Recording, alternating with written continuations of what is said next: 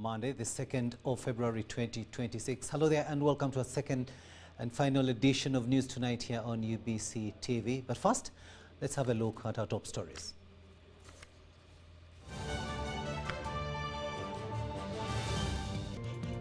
In our top stories tonight, President Yoweri Museveni tasks Ugandans to conserve the environment. James Kakoza elected MP for the elderly in Central Region. Justin Namere declared winner of Masaka MP seat. NUP candidate Rose Nalubowa in appeals. And the chairman UCSU Alan Chitanda welcomes government guidance to protect SACCOs.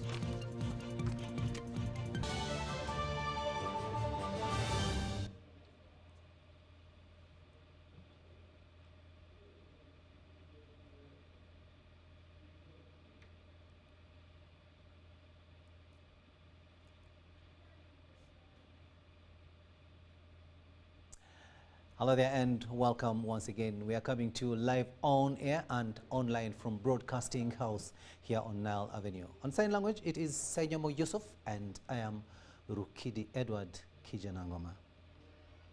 Now, President Yoweri Museveni has urged the judiciary to embrace alternative dispute resolution mechanisms and available technology to ensure timely service delivery to litigants. The President says adopting ADR and digital systems will strengthen public confidence in the judiciary. He was represented by the Vice President, Jessica Alupo, at the 27th Annual Judges Conference at Munyonyo here in Kampala. We have more in this story. The Judiciary convened the 27th Annual Judges Conference on the theme Judicial Wellness, a tool for effective case management. President Yoweri Museveni was represented by the Vice President, Major Jessica Alupo, who emphasized wellness and good health among judicial officers. Judges are human beings. They carry heavy workloads, face public pressure, and handle emotionally demanding matters. Judicial wellness is therefore not a peripheral concern.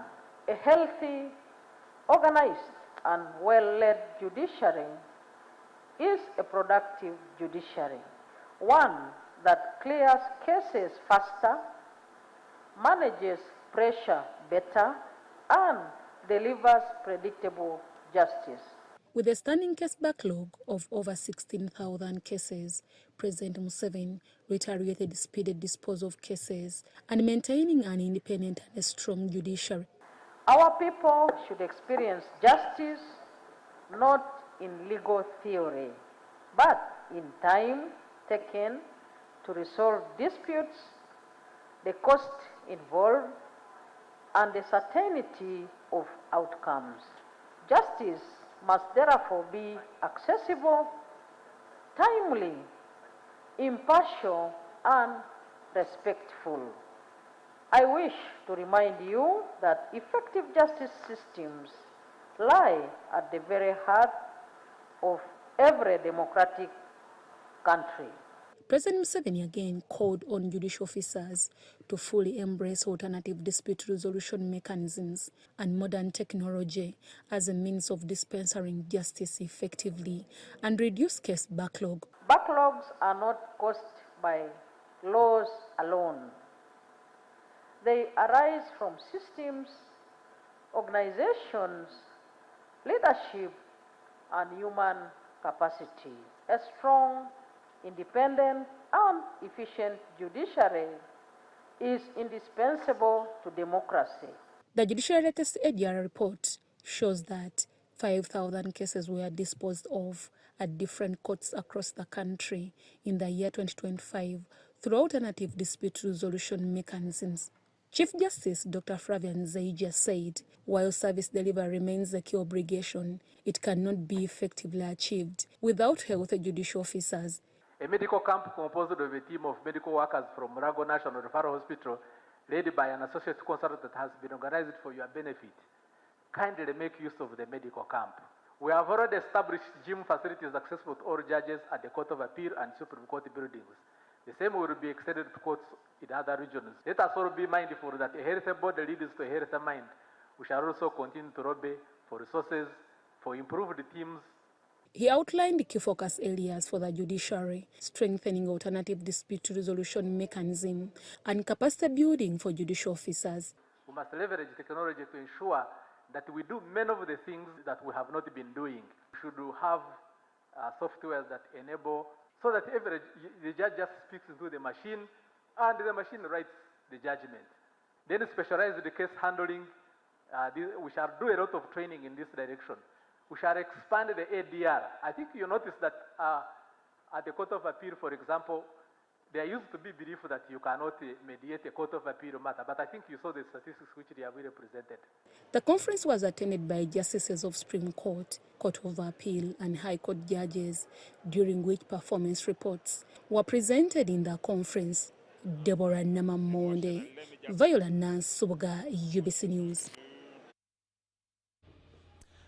President Yoweri Kaguta Museveni has re-emphasized the need for all Ugandans to take lead in preserving wetlands. The remark was contained in a statement delivered by the Prime Minister Robin Nabanja on the occasion to mark World Wetlands Day at the NEMA head office here in Kampala. In 1994, the wetland cover stood at 15%, but this has been declining to 8.9% by 2024. However, government intensified efforts to reclaim the degraded wetlands, and by 2025, Uganda's wetland cover had recovered from 8.9% to now 9.3%. We have also gazetted all wetlands and increased the political support towards wetland restoration. And this effort has not only resulted into the increase in the intact wetland cover, but also improved the functionality of the wetland ecosystem. The wetland contribution to the national economy at the moment stands at $1 billion per year as a national income. Today, Uganda joined the rest of the world to mark the World Wetlands Day under the theme Wetlands and Traditional Knowledge, Celebrating Cultural Heritage. I would like to note that it is important to combine effort with the cultural leaders in this country to work better. The presence of government, and especially the enforcement agency, may be limited to a few places, especially when we talk of districts where we originate from. You have an environment officer at the district level who may be at the office coordinating and doing a lot of things. But as cultural leaders, we sit with these people and we have structures right down to the grassroots. I wish to commend our development partners, particularly the UN agencies and other stakeholders, for supporting wetland restoration programs, alternative livelihood initiatives, and community demonstration sites. These interventions are vital in reducing pressure on the wetland while improving the household resilience. Prime Minister Robin Nabanja represented President Yoweri Kaguta Museveni at the National Forestry Authority head office in Kampala. Uganda is endowed with an extensive network of wetlands which are vital for our survival. Museveni recognized the role traditional leaders play in preserving the ecosystem and called upon all Ugandans to take lead in preserving the wetlands. Across Uganda, wetlands have been protected as sacred sites and cultural landscapes. Over the years, cultural norms and taboos regulated access and prevented overuse of these ecosystems. I urge you all to renew your commitment to protect, restore, and sustainably manage the wetlands for the benefit of all people. Together, let us ensure that wetlands continue to sustain life, support livelihood, and build resilience against climate change. The Prime Minister also launched the 10-year National Wetlands Strategic Plan aimed at strengthening efforts to preserve wetlands. In the name of the Father, the Son, and the Holy Spirit. Dorcas Amen. King, UBC News. The Wakiso District Returning Officer, Tolbert Musinguzi, has declared James Kakoza MP-elect for the elderly in the Central Region. Shortly after declaring Kakoza as the MP representing the elderly persons tasked him to push for the public health insurance scheme. The voting of the regional representatives for the elderly in the Central Region was held at Wakiso Resource Center in Wakiso Town Council. The elections were conducted under secret ballot using the Regional Electoral College, which is comprised of 5 members of each of the city or district executive committees within the Central Region, 1 elder person appointed by the chairperson per city district within the Central Region. 1 elder person appointed by the chairperson per city district within the Central Region. The voting exercise commenced at 10 a.m. as delegates commended the Electoral Commission for a smooth and transparent voting process which was peaceful. The process was good. Now we know that we are going to win. Our NRM is going to be the victorious. The elections had 2 candidates vying for the seat, James Kakoza, the NRM flag bearer, and Sandy Mary, an independent candidate. That as we talk now, there is a policy shift whereby now people to get that SAGE money, they are going to start from 65 years. And which I think and others. And we need to have home care centers within our region. We are under Minister of Gender. It is also limping. How do you put us in Minister of Gender, which is limping? And we are the elderly, we are also limping. Put us in a moving ministry. Put us under office of the Prime Minister. Because what happens for the elderly is urgent and must be worked on immediately. After exercising their constitutional right to vote their representative to the 12th Parliament, the elderly appealed to their newly elected representative to push for the public health insurance scheme that will enable them access free medical treatment for a better health. So that they can be catered for because they have special cases. Even the drugs are special, so that they can be accessing healthy facilities quite easily. Secondly, we also want him to push the policy of national insurance cover, whereby an older person has worked for this country, is now retiring. This is the benefit he to be getting back from the government. Despite the concerns raised, the long-awaited time to declare the winner by Wakiso District Returning Officer Tolbert Musinguzi was timely. Region, electoral area, I declare Kakoza James, who has obtained the largest number of votes, to be the elected representative for older persons in Parliament for Central Region. James Kakoza emerged the winner with 111 votes, while Mary Sandy came in the second position with 50 votes. Initially, James Kakoza served as a member of the East African Legislative Assembly and also served as MP for Kabula County in Lyantonde District. The elder persons representatives who went unopposed are Ofono Opondo, MP Elder Persons Eastern Region, Akun Catherine Mavenjina, Elder Persons Representative Northern Region, and Jacqueline Mbabazi, Elder Persons Representative Western Region. National Resistance Movement NRM candidate Justin Namere Nsubuga has been declared the winner of the Masaka City Woman Member of Parliament seat. The decision followed a petition filed by Namere challenging the earlier victory of National Unity Platform NUP's Rose Nalubowa, who had been declared winner by the Electoral Commission on January the 16th. The case was under Masaka Chief Magistrate Albert Asimwe.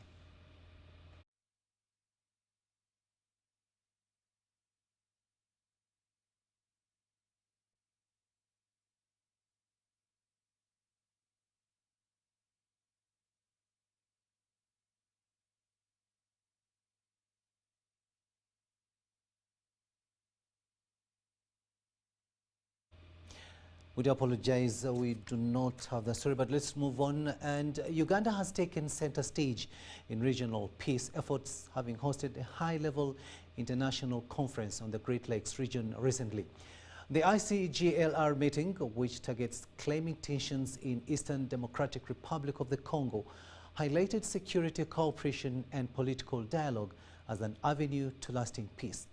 Former Ugandan Minister for Defense, Dr. Crispus Kionga, says cross-border trade in East Africa and beyond can only thrive where peace prevails. From Pondwe to Kasese, families separated by colonial borders share language, culture and markets. Those are realities that must shape how governments pursue peace and security. Dr. Crispus Kionga is Uganda's former defense minister, as well as former ambassador to China. The way forward for Africa is to recall that we Africans are the same people. We were organized into these states by outsiders. They are the ones who came and said, this is a border here, these are British, those are French. Okay, through the African Union, before the Organization of African Union, our elders decided that we should not tamper with the borders. We leave them the way they are. Rigid border controls hurt livelihoods and can fuel mistrust and insecurity in a region already scarred by conflict. We should not keep the illogical restrictions. We should not keep those illogical restrictions. People should cross easily. People should cross easily. The taxes, if they are there, should be kept to the minimum and more conveniently collected. But meanwhile, we work to put Africa together again. These views resonate strongly with what recently transpired at the ICGLR ad hoc ministerial meeting in Kampala. This was chaired ahead of a crucial heads of state summit that happened the following day. The new executive secretary of the ICGLR, Dr. Mubita Luabelwa, was concerned that violence in the Eastern DRC threatened both local communities and the Great Lakes region. For many decades now, we know that the eastern part of the DRC has been engulfed in persistent insecurity and instability despite the various initiatives and efforts undertaken by various stakeholders. He decried targeted attacks on civilians and infrastructure, which risked creating a dangerous corridor of instability with regional and global consequences. The targeted killings and systematic attacks on civil infrastructure has put the local population at extreme risk. These challenges, threatening innocent lives and regional stability, must be confronted. The hostilities must be calmed and trust must be retained. Which is why peace in the Great Lakes cannot be delayed any longer, as asserted by Uganda's Minister of State for Foreign Affairs, John Mulimba. True stability is only possible through inclusiveness. We must ensure women, youth, and other disadvantaged communities are not merely beneficiaries of peace, but active architects of it. Their exclusion in the past has often led to the fragility that we see today. The discussions culminated in the ICGLR Heads of State Summit, officiated by President Yoweri Museveni. He reaffirmed Uganda's commitment to regional peace and African integration. Addressing humanitarian needs sustainably requires full compliance with existing agreements, and we urge the international community to adopt a fair and constructive position that holds all parties accountable to respect and implement signed agreements. From Kampala, peace in the Democratic Republic of Congo is a regional responsibility. For the millions who live along these borders, peace is about dignity, livelihood, and the freedom to live as one people. Henry Okrut, UBC. Thanks, Henry, for that story there. Now, the resident district commissioner of Kajansi, Patrick Mubiru, has intervened in a land dispute involving an 85-year-old widow who was allegedly forcefully evicted from her chibanja by her own son working with suspected land brokers. The matter was handled at Nkumba Bufulu in Kajansi Town Council, Wakiso District. Christine Nanyunja, 85, is the widow of the late Semu Chimba, who died in 1995. Reports indicated that eldest son and legal heir Benedicto Chigozi allegedly colluded with the land brokers from the family of the late Charles Fulu, fenced off the land and issued eviction notes including demands to relocate family graves.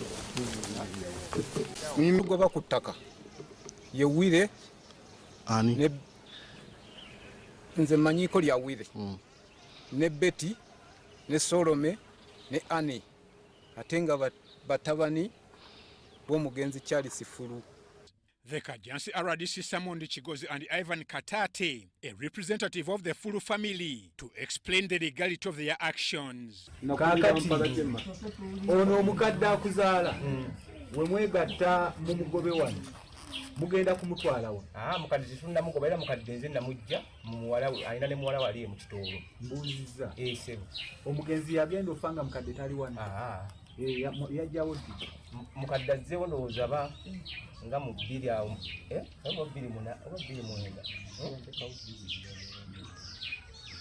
bbiri munaana awo mukadde okuva yali yafumbirwa ewa mwami we nga yamufaako kubanga ffe tukuze nze twakola ne kitaffe mama baayawukana.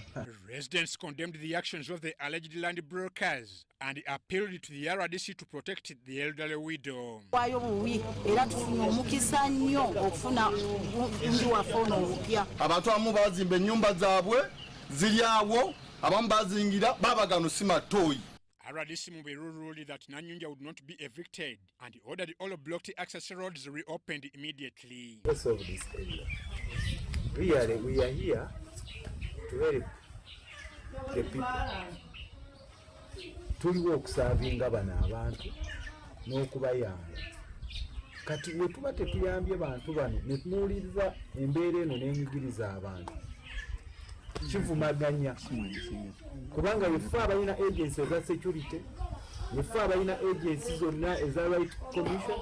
In another development, Kampala Metropolitan Police spokesperson SP Rachel Kawala stated that authorities are investigating the attack on Eve Tumusime, commonly known as Miss Heaven, which occurred on January 1st, 2026.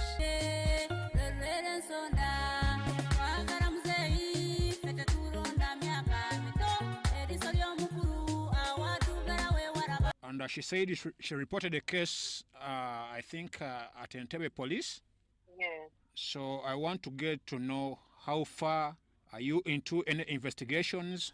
Please, on WhatsApp, send me the reference such that I can follow it up. Eve Tumusime alleges that the assailants accused her of supporting the NRM chairman Yoweri Museveni during the recent presidential election.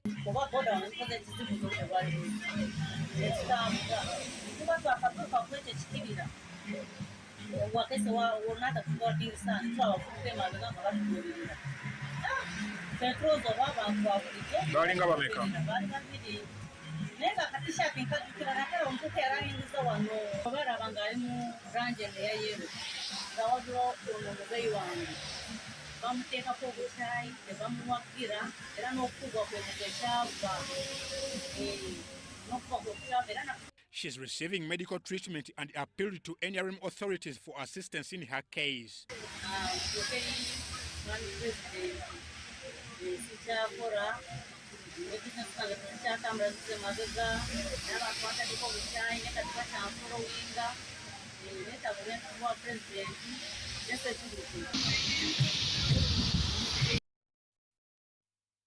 Ivan Juko reporting there.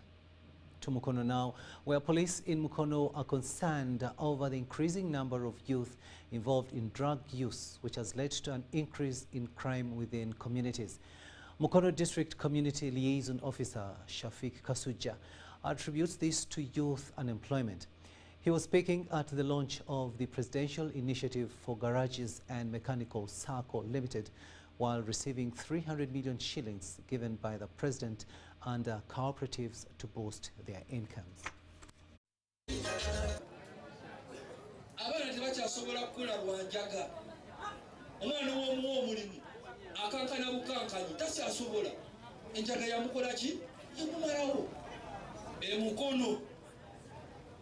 Mukono buli katundu ke Mukono wabeerawo aba smoking enjaga ate mulimu n'abagirima naye abanywi b'enjaga bannange okyalina just chance nti nno Katonda tannakuvaamu ne wanaakuvaamu.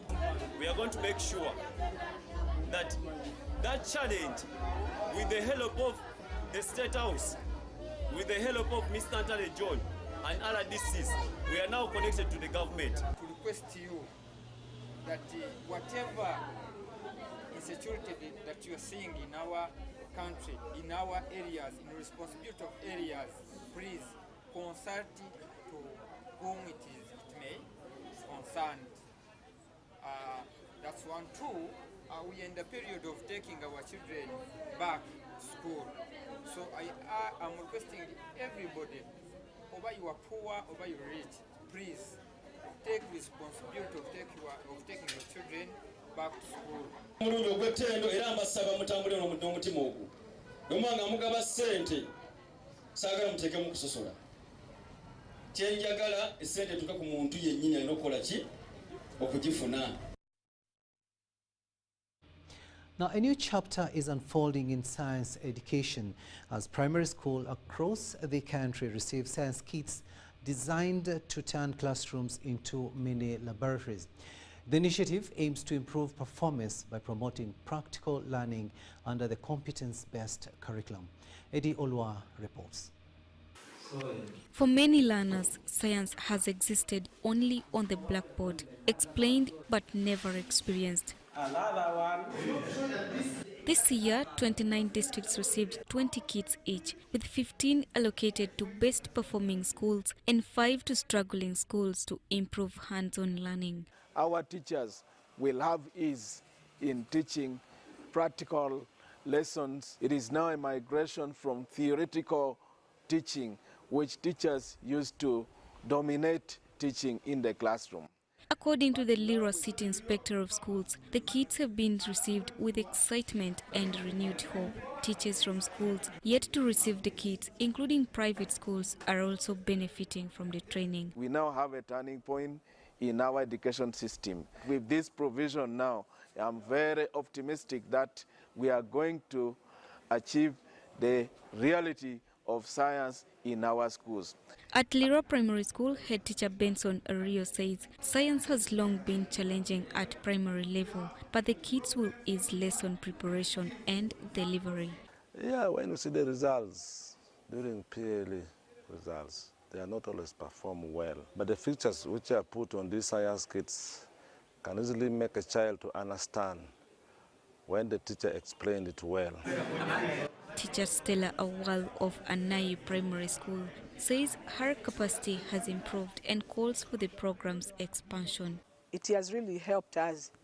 Now with the traditional method of teaching, you explain things and children will not imagine. When you go to class, you give to the learners they touch. Explanation is minimal. To appreciate the Ministry of Education and Sports, headed by Mama Janet Museveni, for her support, to see that the idea of the science kit, it has come to pass. Implemented by River Flow International in partnership with the Ministry of Education and Sports, the program has reached over 2,700 schools nationwide, with Lira City benefiting in Phase 6. We are going to have Phase 7, Phase 8, Phase 10, up to Phase 20, until each and every school has the science kit. But now we are calling upon you to ensure it's learner-centered. Don't aim at giving notes, but aim at learners' understanding. don't aim at finishing the syllabus, but aim have these learners understood what I have taught them. The kits include materials for magnetism, light and human body, and other hard-to-improvise components, making science learning more effective. Private schools are encouraged to purchase the kits directly. Ediola compiled this report.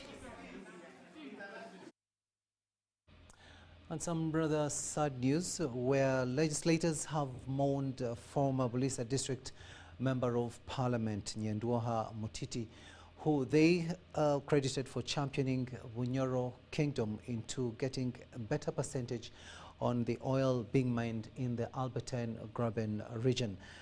Nyenduoha joined politics in the 1980s and has served government and Bunyoro Kingdom in different capacities. Nyenduoha, a member of the 7th Parliament, died of kidney failure at the age of 85. He was buried at Kinogozi village in Masindi municipality.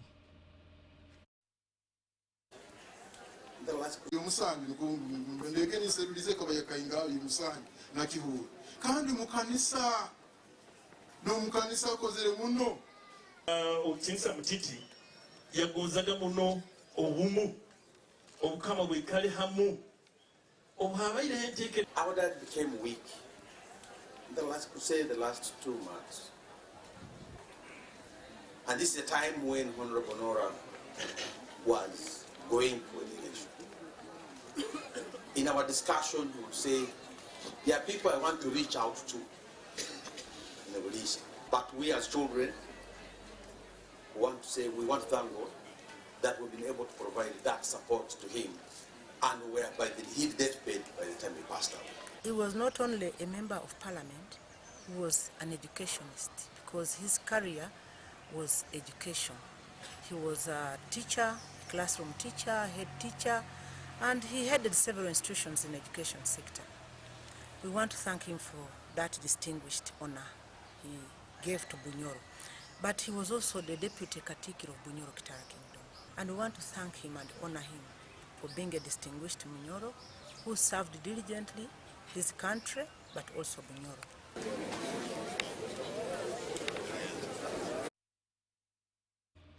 News tonight takes a short break, but we'll be returning with the latest in business.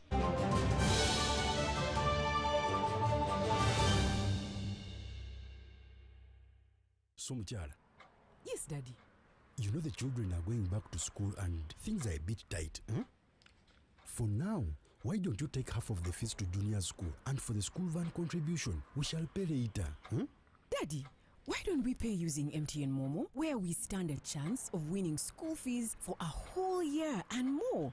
By the way, you can also apply for a school fees loan, and also participating schools can win a school van. That's right! Win school fees for a whole year and more. Get Momo goodies and a school van for participating schools. You can also apply for a school fees loan. Simply dial *165 *80# or use the Momo app.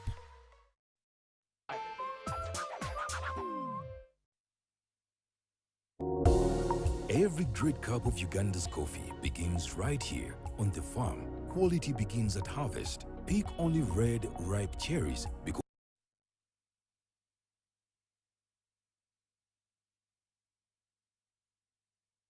unripe cherries lower your coffee quality and income. After harvest, protect that quality. Dry your coffee clean on tarpaulins, raised beds, or cemented surfaces, never on bare ground. Spread your harvested coffee thinly. Do not heap it because heaping causes mold and destroys the quality. When you protect quality, you protect your income and Uganda's reputation on the global market. Uganda Coffee, quality you can trust. This message is brought to you by the Ministry of Agriculture, Animal Industry and Fisheries.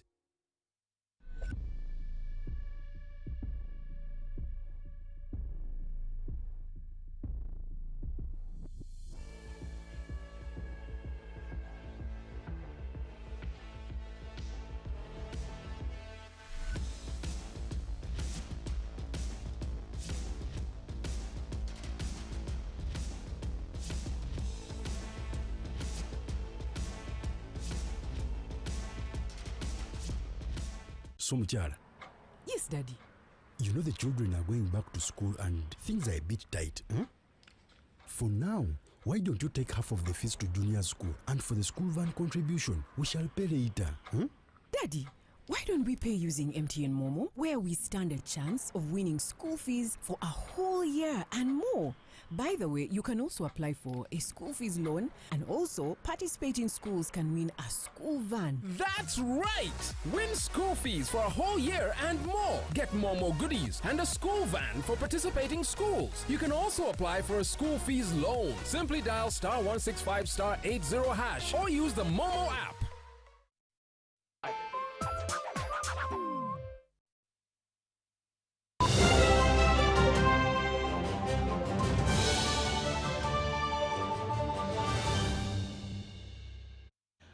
Welcome back. Let's have a look now at the latest in business. Water transport on Lake Victoria will become safer and more reliable. Now, this follows the completion of an ultra-modern maritime rescue coordination center in Mwanza, Tanzania, a facility designed to strengthen search and rescue operations across the lake. Dennis Sigoa reports. This facility on the shores of Lake Victoria in Mwanza, Tanzania, has one major mission: improving safety on the lake.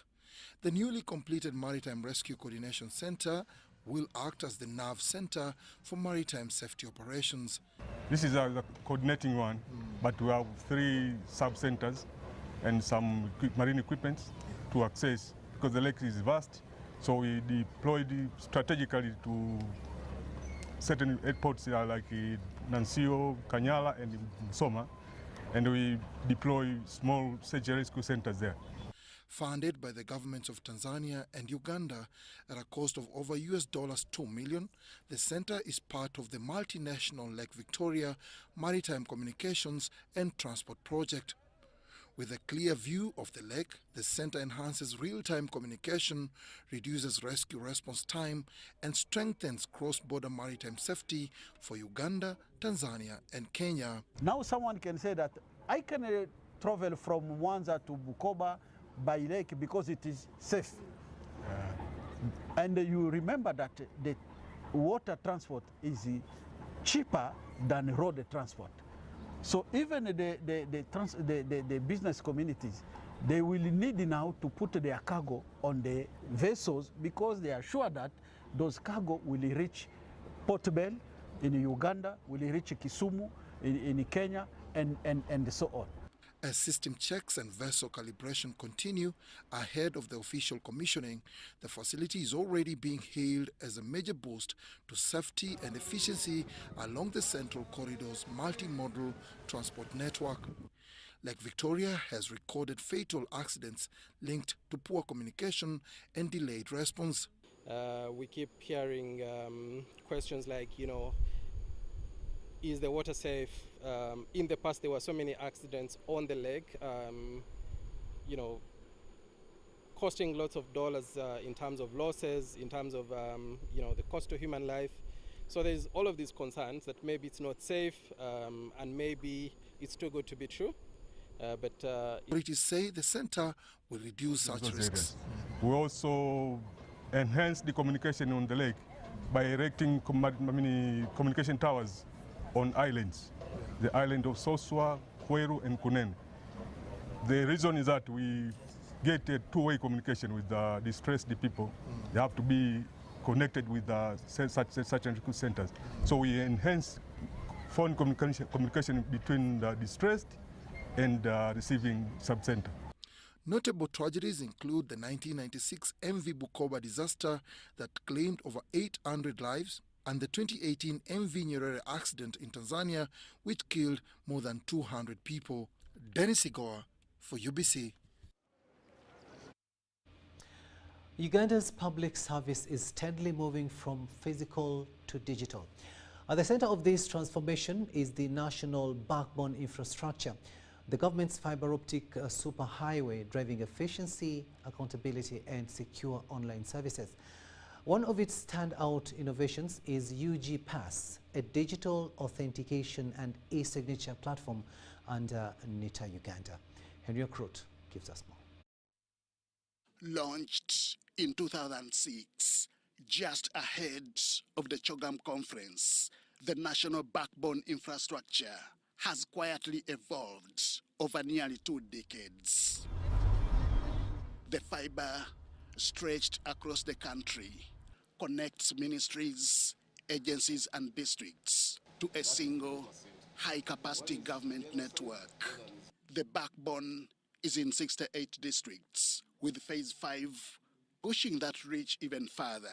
This connectivity is supplemented by private sector connectivity, but the government connectivity is the most reliable and most, I would say, it has the highest capacity. We upgraded and we have 2 routes of connection to the undersea cable. We are connecting from Kenya through Mombasa and also through Tanzania. Under Phase 5, close to 6,000 kilometers of fiber optic cable are being laid, with deployment accelerating after initial delays in equipment acquisition. Our plan was within 5 years, we should have 100% of all districts connected to the backbone. So it's a superhighway cable, so we shall have a superhighway cable traversing the whole country, and then government will extend now the middle mile, last mile, even the private sector shall tap into that backbone. It shall be the de facto highway cable for all internet traffic in the country. Riding on the MBI are digital solutions that eliminate delays, cut out middlemen, and improve transparency. At the heart of this shift is UG Pass, Uganda's digital authentication and e-signature system. It has enabled government or the users of this solution to be more efficient. If you are signing a contract of, let's say, 2,000 pages, you can now sign with just a click of a button. You can also bulk sign, so you can have thousands of contracts of whatever number of pages, and in a click of a button, you'll be able to sign all the documents genuinely, and the signature is tied to an individual. UG Pass tackles one of the most persistent challenges in public service: fraud and forgery. Every digitally signed document carries a timestamp, a secure signature, and a verification trail. Citizens, banks, and institutions can independently confirm authenticity without making calls or physical follow-ups. The system is already finding uptake in the financial sector and is set to expand into a national public. Passports, we are seeing e-passport, driving license, birth certificates, education certificates, all those documents now can be signed digitally and secured, and the receiver can verify genuinely that this is a genuine digital government document. So it will now curtail the issues of fraud documents or fake documents. As digital government expands, inclusivity remains a priority, which is why NITA Uganda is now preparing to extend the national backbone infrastructure to island districts. Kalangala and Buvuma have been earmarked for connection. It's quite efficient in terms of deployment because we're going through the lake, and we don't have the obstacles are less when we are through the lake. It is a much more faster deployment process, but probably within, I would say within the next 1 year. I don't expect it to be more than a year, but within 1 year, those 2 islands will be connected. From fiber in the ground to trust in the system, the national backbone infrastructure is reshaping how government works. Henry Okrut, UBC.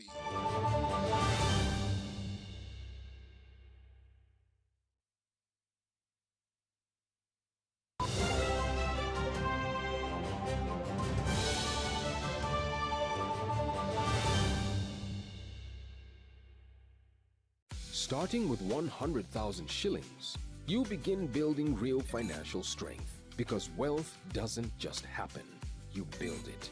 And the ones who start early end up ahead. Every deposit, every month, every little increase. This is how your money grows into wealth. Put your money to work with the experts at SBG Securities. Partner with us today on your investment journey. SBG Securities. Keep growing for you, for them, forever.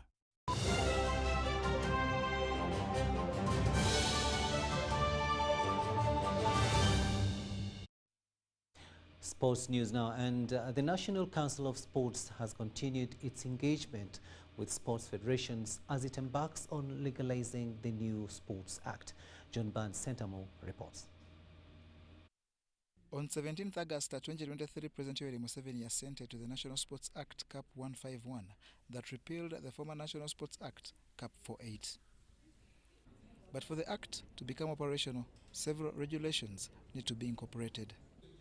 To ensure that is done, the State Minister for Sports inaugurated a task force headed by Brighton Barugahare that is mandated with the process.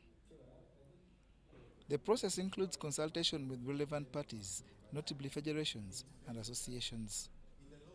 Because there are so many compliance issues that if you don't treat them in line with the requirements of WADA, definitely we shall have issues. And I want to appeal at this point that once the regulations are in place, we should have as many capacity building programs with the respective associations and federations so that they have all the information required in closing the gap we already have. The task force has so far consulted about registration of federations and associations and also about public infrastructure regulations. The latest consultation engagement has been on anti-doping and was hosted at the Copper Chimney restaurant in Logogo.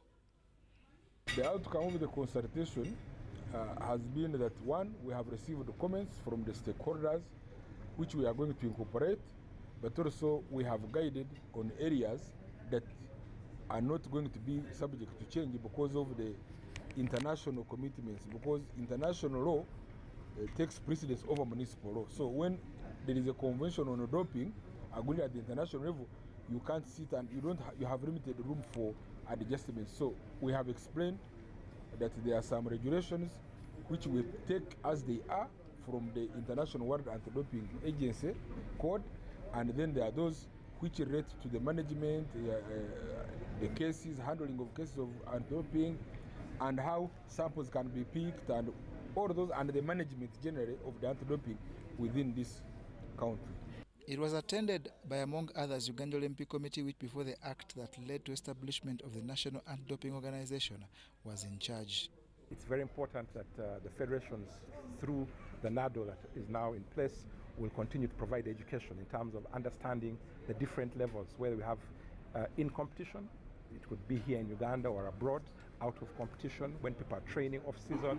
It's also issues of awareness, issues of being aware that every year we have a new list of prohibited substances and methods, and also in 2027 we shall have a new code which is coming on board. So this is a very timely intervention, and I believe going forward we shall continue together with the new team under the new professor to continue doing education of our various members so that they understand the full range of what anti-doping entails. For the Sports Act to become fully operational, 10 regulations including rewards and recognition of athletes and academies need stakeholder engagements. This is one step towards preparation for instituting clean sport in the country. It is important that this regulation is coming in place. Two, it is important that we find avenues for education. Most of the times, our sports persons find themselves violating the code because they do not know that what they're doing is wrong. So we need to educate. Education is going to be paramount, but education takes time. One is, who are we educating? Can we educate all athletes? Unlikely. But we can educate the leaders of federations and associations. Then we want to believe that within your federation, within their federations, they also have mechanisms to educate their athletes. The task force will then incorporate the comments from the consultations with the stakeholders and then share them with World Anti-Doping Agency for concurrence. A brief with the minister who has the mandate to authorize publication will follow, for it to be gazetted and become law. And that story brings us to the end of this second and final edition of News Tonight here on UBC TV. Thank you so much for having kept us company. On sign language, it's been Senyomo Yusuf, and I am Rukidi Edward Kijanangoma, wishing you a blessed night.